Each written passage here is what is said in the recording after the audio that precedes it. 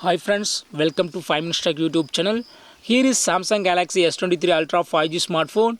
In this video, you will learn how to set handwriting to text in your phone Samsung Galaxy S23 Ultra 5G. First of all, go to the typing interface and you will see keyboard opening. Okay, if you would like to use handwriting keyboard, yes, you can do it. What you do is go to the three horizontal dots and go to handwriting option, and here you can write anything and it will be converted into text. Okay, so here just I write dacia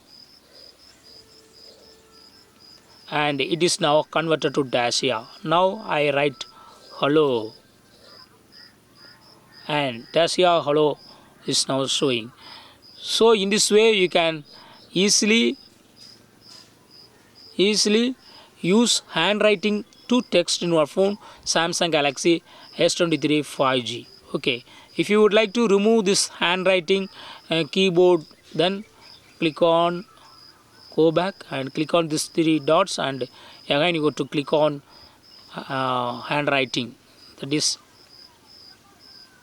here. Okay, so in this way also you can get back to the default keyboard in your phone Samsung Galaxy S23 Ultra 5G. That's all friends, thanks for watching, bye.